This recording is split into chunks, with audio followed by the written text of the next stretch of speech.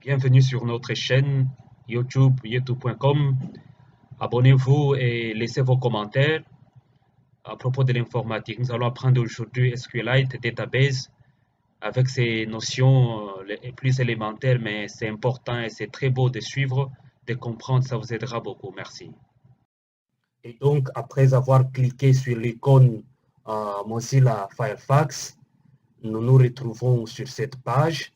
Ce qu'il faut faire, c'est que vous allez ici du côté droit, vraiment au coin du côté droit, vous cliquez, vous voyez, vous déposez les clics, vous allez voir, OK.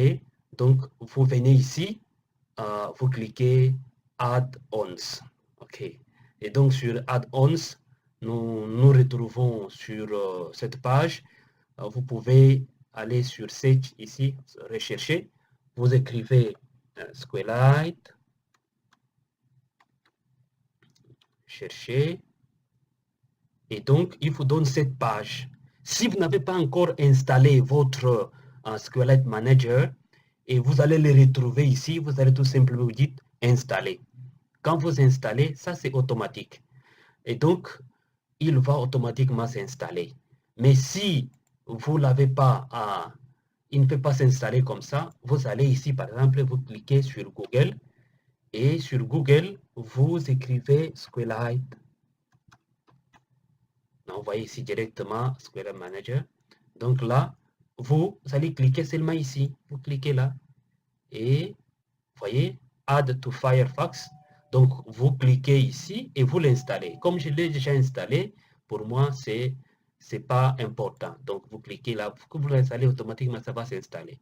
Et quand ça s'installe comme ça, vous allez ici, vous fermez et vous réouvrez Mozilla Firefox. Alors, quand vous ouvrez Mozilla Firefox, vous voyez, vous allez ici au coin, encore, vous cliquez vraiment là, et vous allez retrouver votre SQLite Manager. Donc, vous cliquez encore, vous retrouvez automatiquement sur la page SQLite Manager votre database. Et ici, ce qu'il faut faire, c'est de créer vos différents tableaux pour insérer vos données. Mais si vous voyez que ça ne s'affiche pas normalement, ça veut dire que votre, votre dossier ici, il n'est pas en connexion avec le disque dur, donc avec Drive C. Donc, vous cliquez là, ouvrez, et vous allez sur Windows C. Alors, vous allez retrouver, si vous ne retrouvez pas les fichiers et les données, les folders, le dossier, vous les créez. Vous créez nouveau et puis ça vous permet d'être en lien avec SQLite Database Files. Sinon, si vous l'avez, vous cliquez là et vous voyez, on se retrouve sur Java GUI Data SQLite. Ça, c'est mon package que j'ai créé dans Java Eclipse, ce qui me permet d'être en contact automatiquement quand j'ai mis les données ici et je suis en contact avec mon application automatiquement. Et donc, ça va marcher parce que je suis en contact, sans problème. Et vous voyez, quand vous êtes en contact comme ça, vous pouvez créer maintenant, créer les autres tableaux. Ça dépend combien de tableaux que vous voulez. Vous cliquez par exemple ici, ça vous permet d'aller sur SQLite Manager, création de tableaux. Vous voyez, vous avez la définition des colonnes, des data types.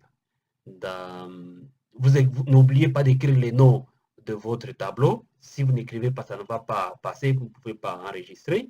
Et ça vous permet d'enregistrer. Quand vous avez fini d'enregistrer, vous cliquez OK et vous allez voir que votre tableau va s'afficher ici.